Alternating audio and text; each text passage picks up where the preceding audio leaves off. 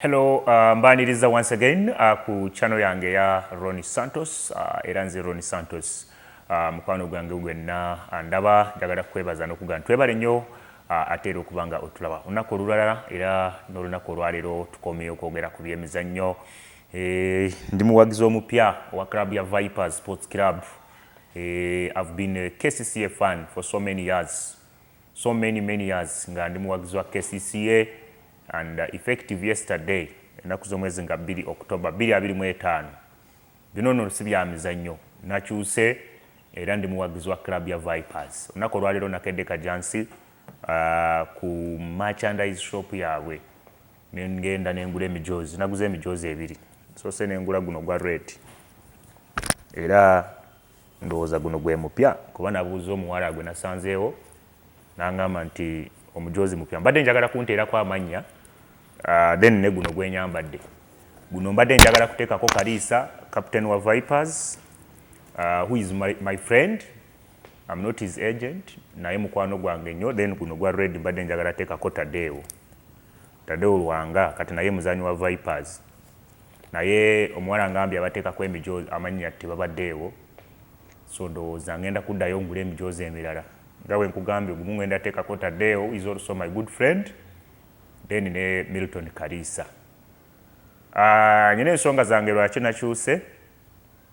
Of course genda zoogera wano kuba ekisooka nange mbadde n'ebizibu byange ne club ya Vipers eyo. Naye bw'otunulamu era ebirungi bye mbadde nayo byenkoze ne Vipers nabyo bisinga ebibi ebibaddewo. I'm not saying nti ndi wano kubeetondera or what, no. Nyine ensonga zange era ngenze ng'omuwagizi, sigenze nga muntu wa business. Nze ndi ng'omuwagizi ku club ya Vipers, ngenda kubawagira ate omuwagizi tekyetaaga kubanga atuuka n'eri munda. Nze nsobola okusigala nga mpagira Vipers nga njewagirira ewaffe Lwashamire gye nzaalibwa naye nga situuka munda eyo oba nga sigenda ku bisaawe. Bwe kineetaagisa ngenda kugenda kuba siremwa kugula rather ticket eziraba emipiira oba n'obwe nsigala nga ndaba egiri awe. Club ya Vipers, Mwami Mulindwa, president wa club eno, yesterday yavuddeyo n'agaana oba teyagaanye by the way. Abamu bakikutte bubi. Yawandiikidde federation ebbaluwa n'abaga nti ng'ebintu bye balambulula bo nga Vipers tebenaba kubanga biteebwa mu nkola. There is no reason lwaki balina okukyusa okugenda mu liiga empya. Omanyi ekigenda maaso bwe kibanga gwe tekikukwatako obanga owulira toli concerned, then you are in a wrong world. Not in a bad way, you are in a wrong field. Bino ebigenda maaso nti bakasambako kati emipiira gijo tuli ku match day 2 but the club erina ekikopo kya Uganda Premier League yega teyagala kuzannya. Club esingayo okuzannya okuwangula ebikopo ebingi mu Uganda Sports Club vile ebikopo 17 ekugamba egenda kusamba but under processed fans abawagizi. Not in a bad way. Omanyi so many people fear to talk. So many people fear to talk. Era n'aboogera babatwala nga rebel. I want to tell you the truth. The fans are not happy. Oba babiri, oba basatu, but I think the biggest percentage of the fans are not okay with the league, the new format. So kakati ekyanjagaza nnyo ate Mwami Mulindwa ono nti ye aweereza respect n'abawagizi era mu covering rate oba muleeta ye yakopinzewo Sports Club Vipers fans. Lwaleero mbadde neebuuza clubs endala, do they have fans? Do they even value their fans? Club nga KCCA, because nabadde wano mu parliament nga ndaba ba members ba parliament bana baganiddwa card mu NUP, kibiina eky'ebyobufuzi ekya NUP, the strongest opposition party now mu Uganda. Abalemeddwa nalabye mukwano gwange Segawa, Shuaman Segawa, badde ayagala kadi y'emityana ndowooza baaganye mubenda I think tebamuwadde. Yagambye ngenda kwebuuza ku bantu ab'emubende bambuulire bo kye balowooza. Kakati kirabu zaffe zino endala bwe zaafuna resolution eno oba bwe zaafuna report about the new league beebuuza kwani, do they have fans? Are these funds really valued? Mu abawagizi beyo, abawagizi b'omupiira muli valued? Kale FUFA yo eyinza okuba teyagala abawagizi. Obanga eri sure eyina engeri gyegenda okuddamu efuna abasiru baayo bagende bagigoberere byekola. Kuba egenda kukozesa Shiba, egenda kukozesa Kasuku, Kasuku agenda ku channel ye nayogera amabina, nayogera ngaga agenda okuleeta abakyala mu kisaawe Nambole. Some of course abawagizi abali mweye embeera bajja kugenda balaba omupiira. So yo cranes oba FUFA eyinza oba teyeetaaga abawagizi. So I'm not saying it and I'm against the new league, but also me, I don't support it. Why? First of all, nze ndowooza bagirese mu budde butono nnyo. Wabaddewo stories nga zigamba nti olaba format eno bagigamba club zino 3 years ago.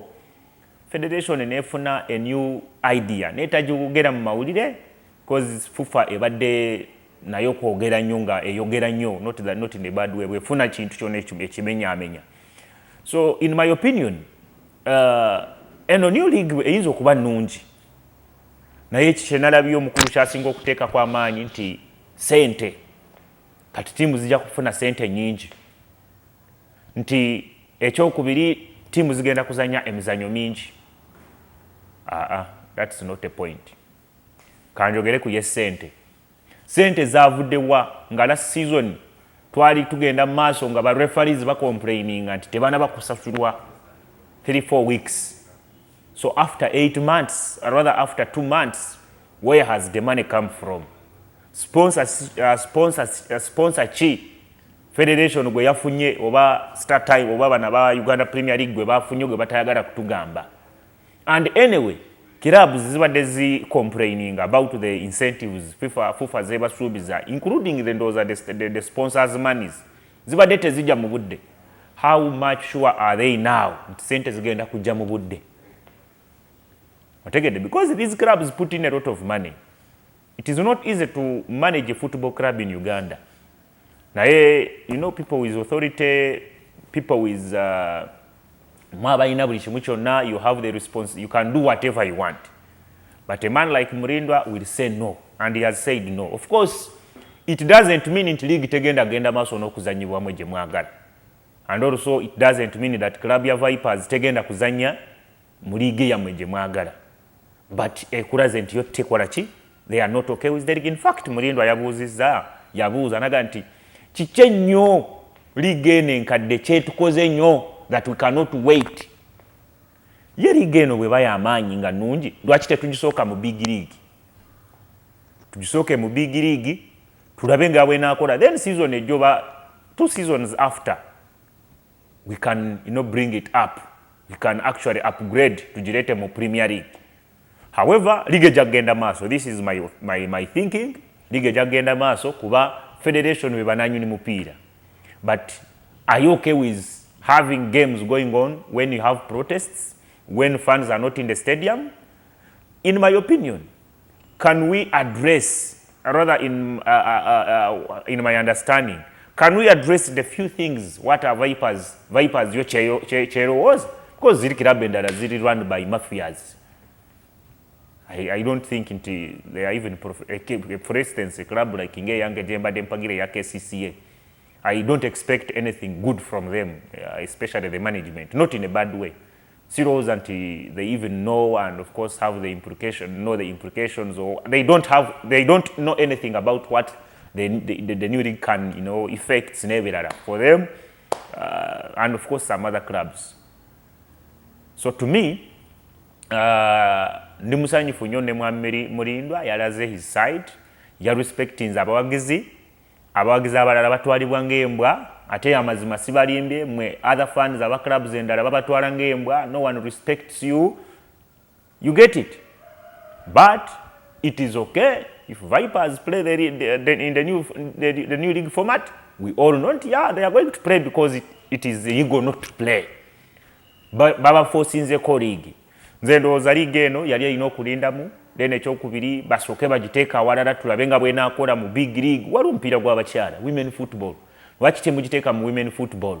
Ne tusooka ne tulaba nga bwe kigenda okutambula mu women football or FUFA big league n'awalala. We are not against anyone. not against anyone at all. Now, of course, people will not talk, people will not come here like I have come, talk, especially Abanamaurire and people, football stakeholders, but yeah, because people have instilled fear in them that when you talk about this, people will term you as a rebel. Waluka interview kenakola towards Chan akamuchurez Paul ne Brian Kawaria. People were on me. You are against the federation. No, I am not. Only that I'm not those small journalists that you guys compromise. When I used to still be a local journalist, nga sena kufuka wa amanyi nga sena funa kasenta katonotono nga nange chaya applyinga accreditations za federation. I was no longer given accreditations simply because, you know, sometimes you speak the truth. Kati those journalists, of course, abatasobola nakwegulira ekyemisana 10 times a day in a week or what, agenda kuwuliriza because amanyibwa abatayo bw'anaabogerako mugenda kuvaayo temugenda muwa accreditation and maybe tagenda kulaba mpira. But for me, I can buy even if it is a VVIP ticket. No way mujiteka kakade ngenda jigula. I am not against anyone because, first of all, I'm a stakeholder. I am a FIFA agent. A FIFA agent. So I am not against anyone. It's up to you to take it the way you want, but I'm not against anyone. But I think, let's have a dialogue. Let's listen to other clubs. What are they saying? Yes, the other 13 could have been compromised. We know the tactics that are done in football and in all other businesses in the world. But what is this 1, 2, 3 clubs saying? NEC ekugamba no, let's do this. Vipers ekugamba no, let's do this. Same as Villa. And why all of these 3 clubs? So one, Vipers yefiirwa. This is a fact. Vipers we batezanye mweno ligi yefiirwa. Kuba ebiroto bya Vipers biri beyond our league. Vipers boche bagala kuwangula Champions League, kuwangula CAF Confederations Cup, kuzanya mu FIFA Club World Cup. That is their dream, not to win the Uganda Premier League and they are comfortably okay. No. They have bigger dreams. So if they don't play in this league, it is the only path for them to go where they want to go. So definitely they want the league than you, the league, want them. So they will play. Vipers agenda kuzanya, but their message is sent. Their message is clear. 2, Vipers naye ejja kufiirwa. Vakushokuba nti eyagala kugenda mu Champions League erina okuyitawo because it is not a guarantee nti bagenda kuwangula league. Naye n'abazanyi baabwe, they have players. Their players must play. Their contracts are signed to play, so they must respect the contracts of the players. Naye club nga Vipers yemu clubs ezisingayo okutreatinga abazanyi ba Uganda fairly. Of course, they are not Madrid, they are not even Simba or Kaizer Chiefs, but they pay good salaries. This one I have evidence because I've been an agent several times to representing players at Vipers for so many times. They pay well. Basasura bulungi abazanyi. Even us agents, if there is any club in Uganda that pays agents so well, it is Vipers. In fact, some other clubs, wakubasagala zimenyamenya wana amanya. Omuzanyi bamugamba boba no agent tojja. If you have an agent, don't come. That's not the case at Vipers. Of course, ngawe nkugambye from the start, I have my issues with Vipers, which are not actually sizamanyi, but it is one of the most organized clubs. If you are an agent and you take a player to Vipers, you get paid very well, and what you agree is what you get. Same as the players. Togenda wulira luno olwali. Tomuzanyi bamusuubiza million 12 ate kati bamuwaddeko 4 bamugambye toddamu. No. That's not Vipers. That's not Vipers. Some other clubs mwemanyi. I can mention more than 6 clubs here. If you say I'm a player, I'm so and my agent is Soro Kayemba. No. If Soro Kayemba is your agent, if you have an agent, don't come. There are more than 10 clubs here. And you guys still call them professional clubs. No. But Vipers, in fact, they cannot sign you if they know that your agent is so and so and you are not with him, because they avoid that circus. So now, we as agents or people who are in football, we should not stand to lose a club like Vipers. I am not saying we must go with what Vipers want, because at the end of the day, we don't have any chance to make a decision. It will still be the federation. But let's listen to them. Let's let's be fair to Vipers, because even besides paying the players well, even besides them winning the league or whatever, even FUFA, you need them. When you summon the Uganda Cranes players, you check how many players come from Vipers. At least be shy on that and be like, oh, these guys are feeders of the national team. That one is also key for you. I also want to know. Then when Uganda yabadde wano muchani ngezanya twabadde abazanyi Vipers babadde muna abazanyi ndowooza nga mukaaga Alan Okero, Dennis Chigundu, Enoch Sebagara, Abdukarim Watambara, Rogers Torachi, Hilary Mukundane, close to 8 players. How much did the Vipers get? Kuba Chane Sasura. Hey, Chane twamalanga namba musanvu. Twamalanga namba musanvu namba munana. Mukaga. Twamalanga namba mukaga. Sente ze twafuna. Vipers yafunako zino kirabe zakwata abazanyi bawe ne bazibaweereza oba ne zibaweereza for the national team for all that time, because when that money comes, these clubs are supposed to get some money. Did they get the money? How much did they get? I don't know. Maybe Vipers and Yote Chimanyi. I'm not here to size wano kubanja for Vipers. Nenze ndowooza liga empya ejjagenda maaso naye Vipers esindise message yayo bo tebali okay with the league. However, I know they are going to play. Where the worst comes to the worst is when FUFA now thinks of deducting points. Ntolokuba tebazanye leero oba enkya tebagenda kuzanya n'ekitala ntate kati yo FUFA eyagala kubaweereza penalty. That will be the worst for you. Mugenda kuba, of course, musobola okukikola because nga bwe njogedde, you have the authority. Kye mwagala kye mukola. Nenze ndowooza mujja kuba mweswaziza ennyo. So let's go back on the drawing board. Tulabe Vipers yerowooza ki? Kiki kyerowooza? Then you guys harmonize. At the end of the day, we all need each other. Teri atayagala FUFA. Oba oli agent, oba oli munamawulire, oba oli muzanyi w'omupiira, oba oli club, weetaaga FUFA.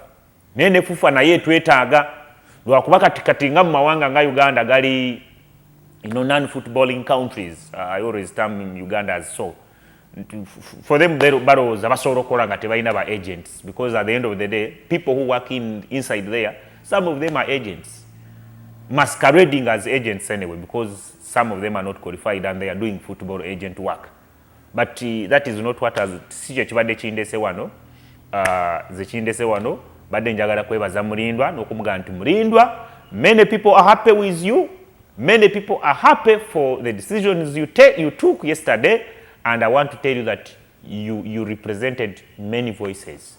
Of course, people like me who've got an opportunity to come on my YouTube channel or even on radio and talk about it, I will. But there are so many people there outside there who are very happy with you, and they would want even to give you a handshake. But of course, many people, because like I told you, there is fear installed in some of them. The media, the people in football, even clubs are not okay, but they cannot say no, because bagenda bakuba bani. Abamu bagala favors, abamu balina ebisawe nga si bituufu, okubisawo ebisawe byabwe balina okugenda ne federation kyeyagala, and so many other things, of course. But for me, my A is A, my B is B. I am not against anyone. Like I said, I'm a stakeholder in football. Whether I want or not, if I die today, they will say the former football agent has died. They will not say a former businessman has died. No. You may choose to recognize me as a FIFA agent or not, but I am. And over 50 transactions have been made under my name as a FIFA agent. So when I'm talking about football, I'm talking about football not as Shiba, not as Kasuku. No. Those guys earn from somewhere. For me, I only earn in football. Therefore, it is my profession. So for that matter, therefore, let's go down on the drawing board and harmonize and get a solution. Because we cannot just act like as if Vipers kyeyayogedde tetukirabye. No way. Let's not be arrogant. Let's not act to be smarter. We are not smart. We also have some black spots somewhere. let's go down on the drawing board and we respect or listen to what Vipers want and we give them time anyway. So otherwise, that is it. Uganda Premier League, nekine team ya URA bakoze draw. That was expected. During my last interview here, nabagamba, or rather my last show, nabagamba nti every time I see URA training and NEC, those are teams that plan for draws, and it ended in 1-1. We have the English Premier League over the weekend. I want to talk about these games over the weekend in the Premier League. Bournemouth is playing Fulham today. It's going to be a tricky one. Bournemouth teyatandika bulungi ne Fulham tetandise bulungi nendowooza Bournemouth balina chances okuwangula game eyo. Arsenal bagenda kuba bazanya West Ham. Arsenal wini gye bafuna ku Newcastle United egenda bamotivatinga nnyo okubanga bongera lwakuba ne West Ham United bafunye manager omupya Nuno Espirito. I don't think this time is enough for him to have prepared squading egenda okubeera to tame Arsenal. I still think Arsenal have got an upper hand. More also at home, wabalayo mu Champions League, some of the players were arrested. So I think Arsenal, it is not they are not going to struggle. It's an easy win for Arsenal at home. Bukayo Saka is back, so as Odegaard. Nzendoza Arsenal egenda kuwangula omupiira gwo easily against West Ham United. Man United ezanya Sunderland, bagaga babudde ne baganta Ruben Amorim nowe banamukuba tetugenda mugoba, we still back him. Nzendoza Amorim basobola okugumiikiriza. It is not the right word I wanted to use, but basobola okusigala nga basirise. Naye tebagenda kusigala ne Amorim. They can as well hide, or they can give it more time. They can create space for him, but he's not the right person for the club. Actually, if they don't act in time, Man United basobola okuba relegating a season eno. Kino nkiddamu kibagambye several times. If Amorim remains as a Manchester United coach, chances ez'okubeera relegated are so many compared to ezo ezigenda okumalira mu top 4, top 10. Of course, top 4 it is impossible with Amorim. Why? To me, I think his tactics are not good. Secondly, then his man-to-man management is also not good because he's a bit arrogant. Omuraba, dressing room, rather press conferences, to the extent of acting like a child. We are talking about one of the most respected names in the world. And you say, that's nonsense. That's arrogant, being arrogant. So to me, one, team ya Manchester United, they don't play as a team. Nottingham Forest. They are individuals just running, playing, shooting. That's not football. Play as a unit. So if you see a Miezi coach Ruben Amorim jamaze ku Manchester United, there is nothing he has built. There is no good player Gogantono Kati Amorim amukoze. Nebe yasanga nga performing bulungi players like Ahmad, they have gone to zero.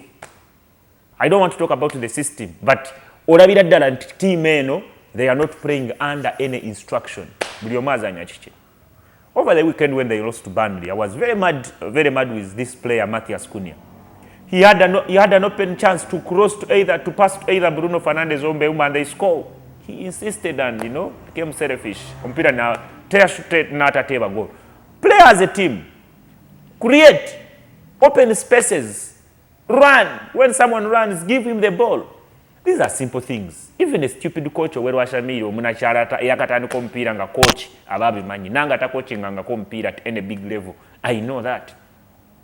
So you just see the team ngezanya, they are playing under no instructions. And therefore, Manu can take time. If Manchester United really succeeds under Ruben Amorim, ngenda tegera nti nabazungu nabo baroga. Ne chances ntono nnyo. And I don't think they will beat Sunderland. Very, very hard. It will be very hard, but Sunderland are my favorites to win that game. Because nze ngezaako kulaba mu league ey'Ebungereza noonya mu team ezannya like ezannya bubi nga Manchester nga teriimu. They play the worst. They don't press, no intensity, they take away any threat. Look at the points they have got against Fulham, that draw. It was a luck. Then against Brentford, was it Brentford? I think Bournemouth, Chelsea had red card. Then I think it was Bournemouth when they got a win. Burnley, sorry. Burnley, that win in the last minute penalty. So Manchester United don't have a coach, but it's up to them. I am just a very local viewer, a rather local fan, and maybe an analyst. Those people are big and they are highly qualified, but they need a coach. The earlier, the better. If they don't, Man U could be relegated. Chelsea agenda kuba echaza Liverpool, obuzibu bwa Liverpool ye creativity. I think they made a big mistake to let Luis Diaz go. Now, on Florian Wirtz, lwakuba ali mu Chelsea, rather lwakuba ali mu Liverpool, nesinga abadde mu tiimu nga Manchester United, buli omu yenna Bungereza ne mu nsi yonna yandibadde akuba wano million 12 ze bagula n'omuvubuka. Because for now, when you look at Florian Wirtz, ndowooza is even not worth 40 million pounds according to what he has shown, the abilities. Yes, he has a big name, but my friend, when you look at what he has contributed to the team in the past 9 games he has played for Liverpool, he's not worth 40 million pounds. Creativity, are soft, are lazy. I think Liverpool might need to obabesigani Kati, because you look at what they do, they must maybe play, maybe they should think about playing Alexander Isak from the creative midfield, or they look for another player who can play on Muvubuka, on Argentina yawangula World Cup. I'm forgetting his name. Yavaku oba Bournemouth. Trossard Yavaku Brentford, Southampton. Mzanyi wa Liverpool choyo. I'm forgetting the name. Kavu ani? Aha, McAllister. Hey, they must look at how they can push forward McAllister up, because for him is more creative. Nekati bamusamisana ye deep.